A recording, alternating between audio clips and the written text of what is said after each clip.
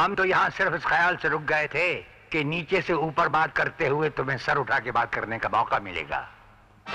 अगर तुम्हें सर उठाकर बात करने का शौक नहीं है तो हम चले आते हैं।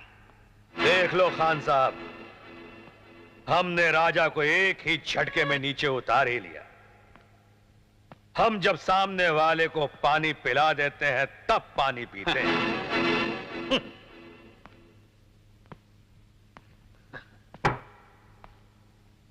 राजा, इस वक्त हम तुम्हारी बेटी के रिश्ते की बात लेकर आए हैं। जिसके घर के दालान में चंदन का झाड़ होगा वहां तो सांपों का आना जाना लगा ही रहेगा। कुछ सांप इतने जहरीले होते हैं राजा कि अगर वो काट लें तो पलक झपकते ही जिंदगी कट जाती है। वो करवट बदलने का मौका तक नहीं देते राजा। अगर सांप काटते ही पलट जाए तो उसके जहर का असर होता है, वरना नहीं। हम सांप को काटने की इजाजत तो दे सकते हैं लेकिन पलटने की इजाजत नहीं देते परशुराम।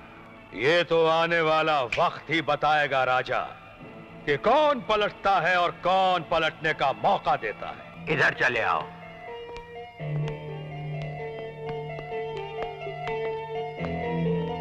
बैठो। शुक्रिया राजा। कहो कैसे आना हुआ? देखो राजा, जिस कॉलेज में तुम्हारी बिटिया पढ़ती है उसी कॉलेज में हमारा आदित्य भी पढ़ता है। वैसे आदित्य है तो डागा का बेटा, लेकिन हम उसे अपने बेटे की तरह प्यार करते हैं। हम चाहते हैं कि आदित्य का रिश्ता तेज के साथ हो जाए। यकीनन इसमें हम दोनों का फायदा है। तुम्हारी कोई नन्ही सी बेटी थी, उसका नाम गुड़िया था। उस दिन जब हम कप जीत कर आए तो उस खुशी में हम अपनी गुड़िया की फोटो खींच रहे थे। तभी अचानक कोई झाड़ियों के पीछे से आया और हमारी गुड़िया को हमसे बहुत दूर लेकर चला गया। हम उस कमीने जलील को जिंदा नहीं छोड़ेंगे। हम उस कमीने और जलील आदमी को जिंदा नहीं छोड़ेंगे। ये समझते हुए भी तुम चाहते हो कि हम अपनी बेटी को एक कमीने और जलील के हवाले कर दें?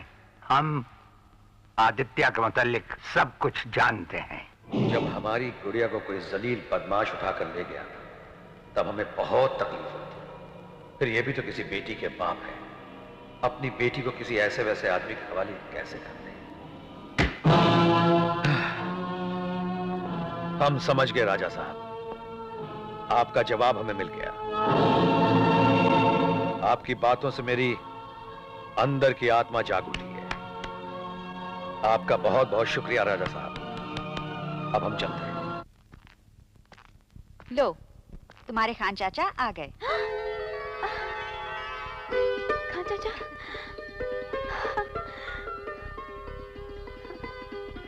खान चाचा, क्या हुआ? बोलिए ना। तेज बिटिया, हमने तुम्हारा काम कर दिया। राजा साहब अर्जुन से मिलने को राजी हो गए। और हाँ, हमने अर्जुन को पैगाम भिजवा दिया है। 4 बजे वो उनसे मिलने यहाँ आ रहा है। आपका बहुत बहुत शुक्रिया खान चाचा।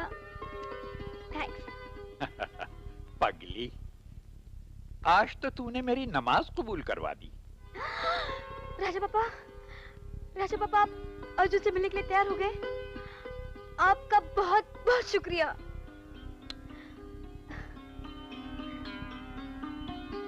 अर्जुन, आज तेज से मिलन होगा।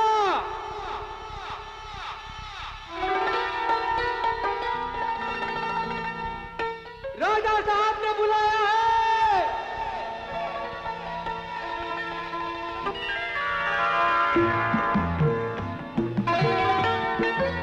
आज 4 बजे मिलने का वादा है।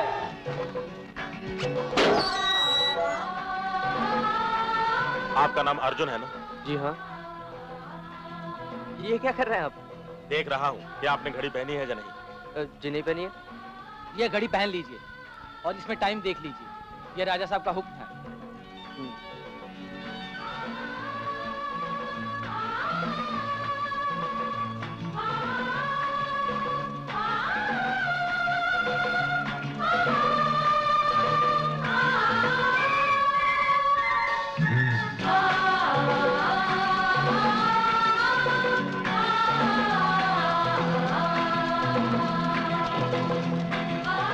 बरखुरदार, इस वक्त क्या टाइम हुआ है?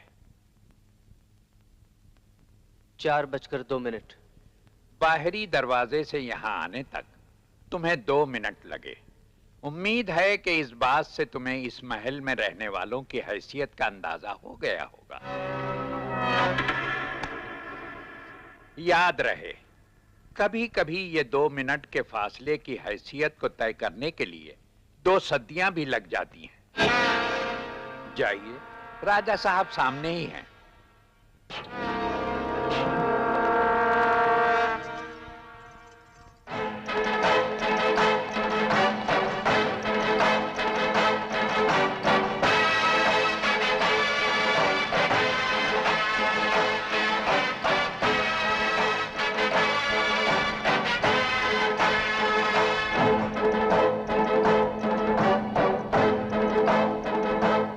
नमस्ते राजा साहब।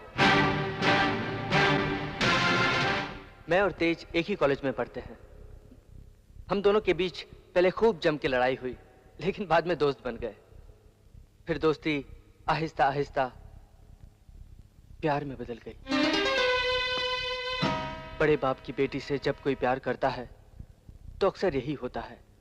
उसका बाप उसे दौलत का लालच देता है और कहता है कि वो उसकी बेटी को भूल जाए। लेकिन आप ऐसा मत कीजिएगा, क्योंकि तेज मेरी मोहब्बत है। ना मैं उसे भूल सकता हूं, ना मैं उसका किसी भी कीमत पर सौदा कर सकता हूं। देखो तो वो फूल, वहां कुछ गुलदान भी नजर आ रहे हैं। जरा लगाओ तो उन फूलों को।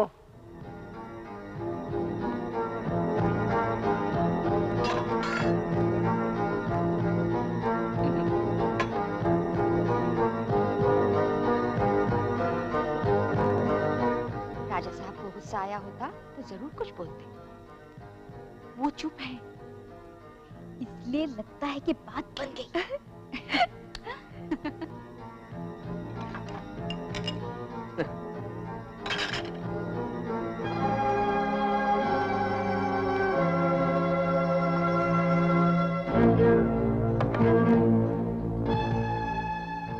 तुमने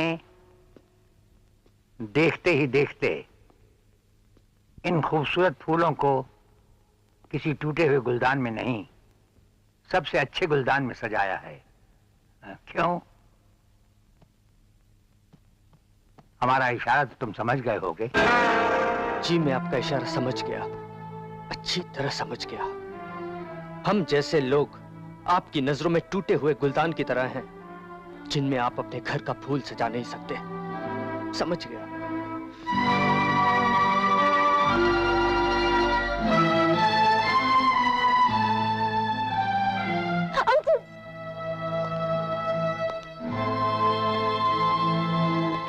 राजा साहब से कह दीजिएगा, वो चाहे हजारों घड़ियां खरीद लें, मगर उनमें वो सिर्फ वक्त को देख सकते हैं, वक्त को गुलाम नहीं बना सकते।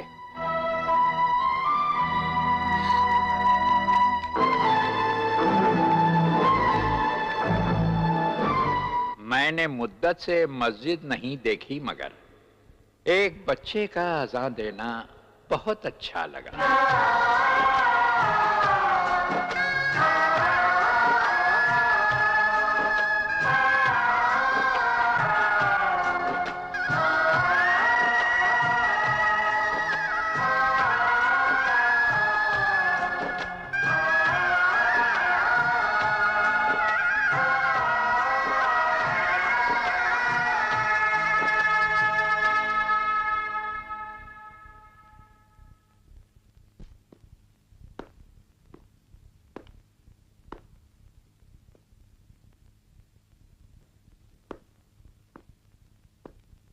नमस्कार राजा साहब। ओ बलवंत, कैसे आना हुआ? खैरियत तो है? कुछ दिन पहले अर्जुन आपसे मिला था, जिसे आपने टूटा हुआ गुलदान समझा। वो मेरे ही जिगर का टुकड़ा है राजा साहब। वो उस चांद की तरह है जिसमें गरीबी का दाग तो है, मगर बहुत सारी खूबियों की चमक भी है, जिसे आप देख नहीं पाए। वो गरीब तो है मगर खुददार है राजा साहब। बलवंत, वो खुददार होगा मगर समझदार नहीं। अगर समझदार होता तो हमारी कई बात बड़ी आसानी से समझ जाता और तुम्हें यहां तक आने का कष्ट नहीं उठाना पड़ता। मुझे मालूम है राजा साहब कि तेज और अर्जुन के बीच बहुत फासला है, बहुत ऊंची दीवार है, लेकिन प्यार सारे फासले, सारी दीवारों को खत्म कर देता है। मोहब्बत सबसे बड़ी चीज है राजा साहब।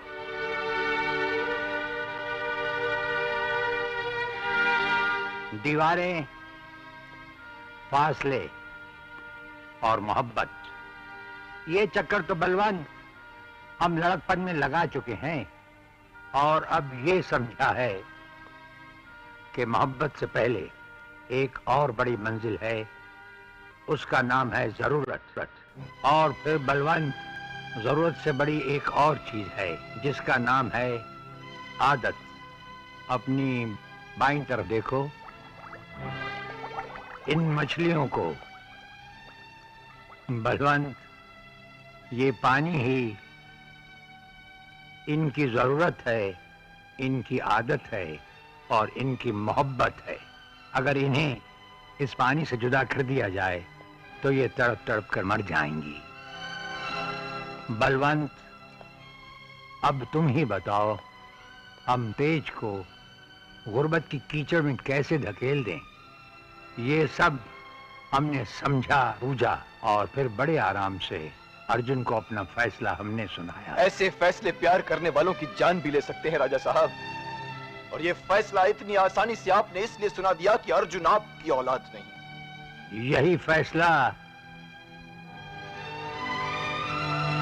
हमारी तेज के लिए भी है। उसके लिए भी ये फैसला आप इतनी आसानी से इसलिए सुना गए क्योंकि वो भी आपकी अपनी औलाद नहीं। हाँ, वो मेरे स्वर्गीय दोस्त की औलाद है जिसने मरने से पहले उसे मेरे हवाले किया था और मैं ही उसे आपके महल के सामने छोड़ गया था। आपको तो छोड़ी हुई चीज लौटा देने की आदत है राजा साहब, अब मेरी तेज मुझे लौटा दीजिए। हमारी आदत भूली हुई चीज को तो लौटा देने की है, लेकिन जानबूझकर छोड़ी गई चीज नहीं लौटाई जाती बलवंत।